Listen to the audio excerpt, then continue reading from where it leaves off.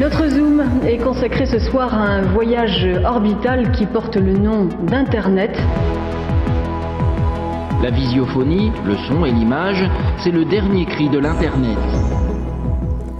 Bonjour, alors aujourd'hui au programme de cette nouvelle chronique numérique, on ne passera pas à côté de la récente amende qu'a reçue Google pour violation du RGPD. Ensuite, nous parlerons des Gilets jaunes et de leur plateforme alternative de débat, puis nous finirons par parler de la fin du conspirationnisme sur YouTube. Pris la main dans le sac, Google va devoir rendre des comptes.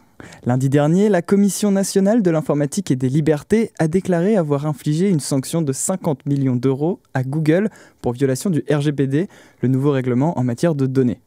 La CNIL explique dans son communiqué que 3 infractions ont été commises par le géant américain pour justifier cette amende.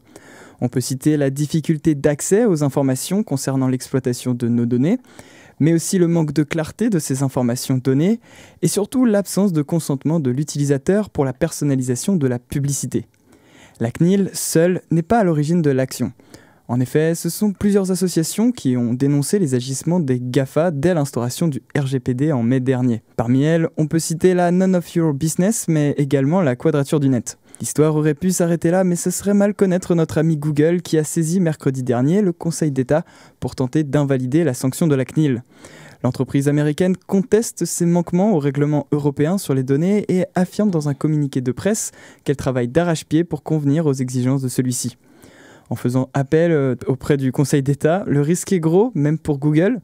Il est bon de rappeler que la sanction la plus importante pouvant être donnée pour violation du RGPD est de 4% du chiffre d'affaires. Lancée avec 7 jours de retard, la plateforme de débat du gouvernement, ouverte pour répondre à la crise des Gilets jaunes, a déjà un concurrent. Pour répondre au grand débat, les Gilets jaunes ont maintenant accès au vrai débat. Présenté sur Facebook par Maxime Nicole, aka Flyrider, l'une des figures du mouvement, l'objectif de la plateforme est de collecter les revendications. Elle fonctionne grâce à un outil conçu par l'entreprise Cap Collectif, société à l'origine de projets comme la plateforme Le Grand Débat. Alors évidemment, on imagine que si les deux initiatives ont la même origine et a priori le même but, pourquoi ne pas les fusionner ? Cyril Lage, PDG de Cap Collectif, admet que la création du vrai débat reste un acte militant et n'imagine pas la fusion entre les deux entités. Pour lui, les Gilets jaunes feront une synthèse des résultats de leur plateforme pour la soumettre au gouvernement. Maxime Nicole, lui, appelle à un boycott de la plateforme du gouvernement. Il admettra sur Facebook se méfier de la gestion des réponses et des données.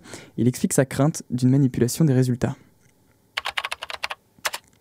C'en est fini du complotisme sur YouTube. Adieu Terre plate, théorie du 11 septembre et studio de tournage pour l'homme sur la Lune. YouTube a pris la décision ce 25 janvier de retravailler son outil de recommandation vidéo pour limiter la visibilité des contenus conspirationnistes. Ça faisait déjà un moment que la plus grosse plateforme de partage de vidéos au monde était catégorisée de dangereux par plusieurs experts. Récemment, le site BuzzFeed avait même démontré qu'en partant d'une vidéo neutre sur le Congrès américain, on pouvait arriver en 9 recommandations à une vidéo de haine conspirationniste sur les migrants. La plateforme va devoir réaliser le geste difficile de basculer dans l'édition de contenu sans se positionner en censeur, car les vidéos seront toujours accessibles pour ne pas entraver la liberté d'expression. YouTube annonce réentraîner ses algorithmes par des employés humains, mais ne donne pas avec précision ce qu'ils devront identifier comme contenu conspirationniste. Le réveil pour le géant américain est un peu tard. Aujourd'hui, la quantité de vidéos complotistes et conspirationnistes est énorme. Certains vidéastes avaient d'ailleurs pris les devants, notamment en proposant des vidéos de réinformation. On peut citer par exemple la chaîne de Science Coder. Voilà, c'est tout pour la chronique numérique du jour. Je vous dis donc au revoir et rendez-vous la semaine prochaine, même heure, même jour, mêmes ondes.